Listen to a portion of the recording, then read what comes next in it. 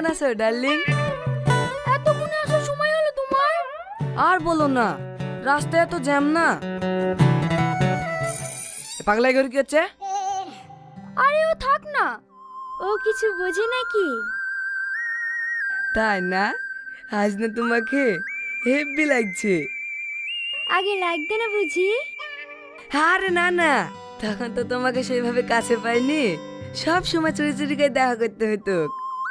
আজ দেখো, টাকা পয়সা বাড়ি গাড়ি যা আছে সব আমার। তোমার মানে? আরে বন্ধু, তোমার মানে আমার, আর আমার মানে তো তোমার।